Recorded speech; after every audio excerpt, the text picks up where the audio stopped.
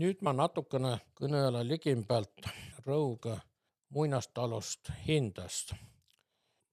Ravvaaegse talo rekonstrueerimine, taastamine Rõuge alas 2010. aastal Viire Kobrusepa iistpidamisel. Talo koosnes 4 huunest ja püstkohast.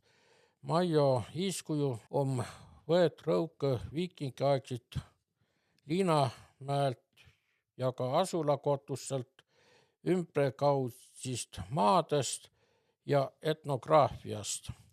Taheti luua elotruu keskkond, mis olesi hästi ligilähedane muinassaoga. Toimiti täpselt nagu muinassaol ja püüti kõik võimalikult palju käsitsi teha. Muinastalo nagu mõte olgi luua keskkond Eesti vanemba ajaloo tundma opmises. Talo 4 hoonet ehitati ristpalkkonstruktsiooni. Katuste puhul on katsetanud erinevaid materjale ja ehitusviise. Hoonete nukke oma tapi, mida kutsutas pinikaala. Ja palgel oli ka soone, tähendas vara, mis tahuti kirvestega. Kirve oli valmistatud viikingiaegsete kirveste järgi. Tõne suur töö majo ehitamisel oli palka kuurimine, mis tehti käsitsi koorirauduga. Edimetsena valmi muinastalo elomaja, mis on soojustatud ja kütetav hoone. Ainukene, tõse ei ole. Maja suuruse ja aho asukoha iiskujus oli Liinamäelt löyty huune jäänuse. Elohuune lämmäpidamise katsetamises viidi 2012. aastal läbi eksperiment. Saatuse tahtel oli tegemist tuu talve kõige külmempa ahoga, kuni 33 külmakraati oli. Tulemusena saadi teada, et maja pida päriselt lämminud.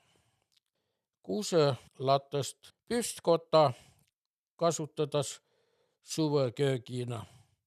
Tuu ehituses kullu üle 200 lati.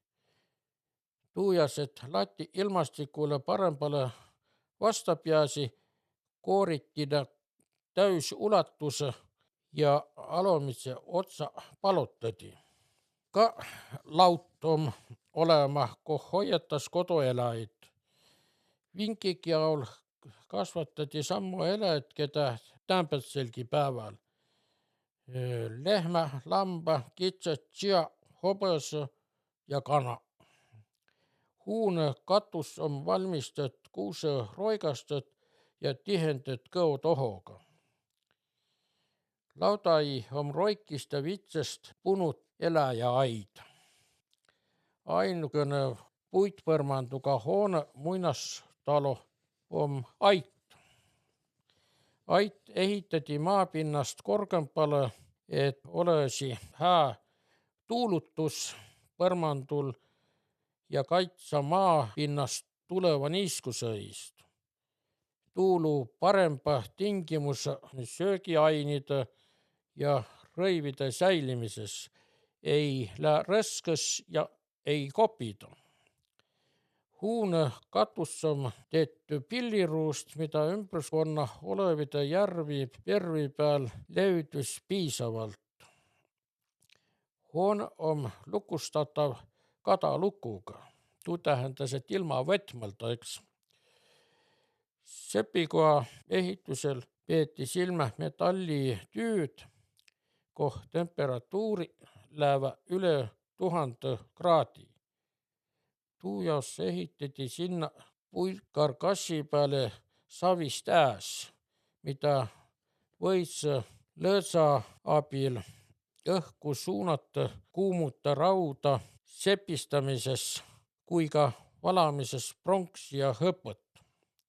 Sepi kohta ehitati suur uss, mis and vajadusel tüükotta palju valgust.